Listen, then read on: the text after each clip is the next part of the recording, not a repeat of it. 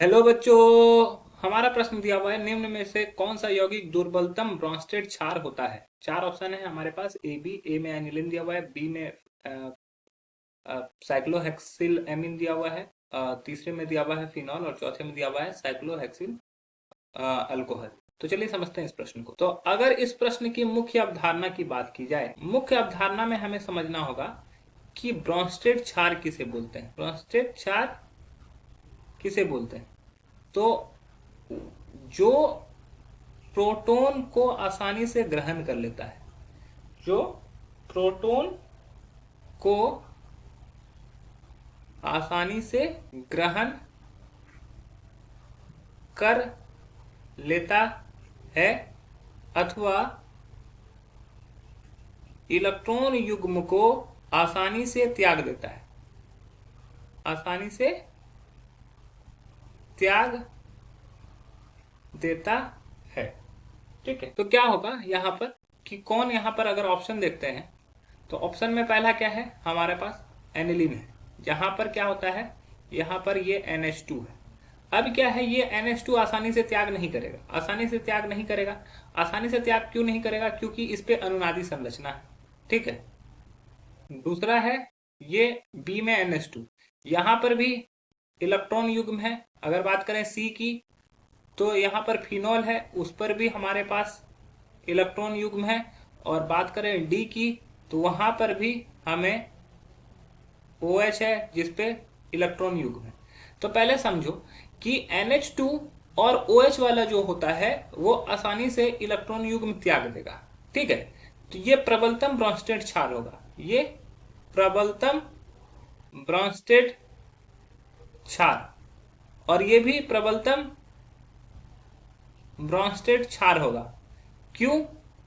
क्योंकि ये क्या करते हैं, आसानी से ये अपने इलेक्ट्रॉन युग्म को त्याग देते हैं, क्योंकि इसके पास कोई भी कुछ भी एक्स्ट्रा एक्टिविटी नहीं है, कोई अनुनादी संरचना नहीं है, किसी का दिक्कत नहीं है। इसी वजह से ये इलेक्ट्रॉन को त्याग देते हैं, इलेक्ट्रॉन युग्म को। और जो इलेक्ट्रॉन युग्म आसानी से त्यागते हैं उसको प्रबलतम ब्रोंस्टेड क्षार बोलते हैं।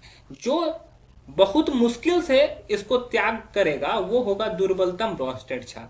तो मुश्किल से अब में क्या होता है कि NH2 वाले में भी यहाँ पे बेंजीन रिंग के साथ जो एनिलीन है उसमें भी अनुनादी संरचना होता है। ठीक है, और जबकि फिनॉल में भी क्या होता है, अनुनादी संरचना होता है।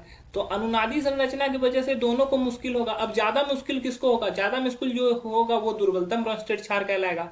तो अगर हम बात करते हैं एनिलीन की, तो एनिलीन में क्या होता है कि नाइट्रोजन NH2, और दूसरा बात करते हैं फिनॉल के, तो फिनॉल में जो मुश्किल से ये अपने इलेक्ट्रॉन को त्याग करेगा, इलेक्ट्रॉन युग्म को, वो हमारा दुर्बलतम ब्रोंस्टेड क्षार होगा। तो यहाँ पे क्या है, ऑक्सीजन है और यहाँ पर क्या है, नाइट्रोजन है।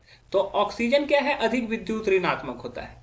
ऑक्सीजन अधिक विद्युत ऋणात्मक होता है, ऑक्सीजन अधिक विद्युत ऋणात्मक होता है। अतः अतः ये मुश्किल से इलेक्ट्रॉन युग्म त्यागते हैं, त्याग करते हैं। तो ये मुश्किल से अगर त्याग करेगा, अतः यह दुर्बलतम अतः यह दुर्बलतम ब्रोंस्टेड क्षार है। ओके, तो ये इस तरह से, ये चूंकि क्या होता है कि ये नहीं होगा क्योंकि ये इलेक्ट्रॉन युग्म यहाँ पर अनुनादी संरचना में पार्टिसिपेट कर लेगा, तो ये दुर्बलतम होगा। लेकिन अगर अल्कोहल की अपेक्षा बात करें तो वो उससे कम होगा। तो ऑप्शन सी हमारा सही उत्तर हो जाएगा, जबकि बी और डी पहले ही गलत हो चुका है। आशा है कि यह प्रश्न आपको समझ में आया होगा। धन्यवाद।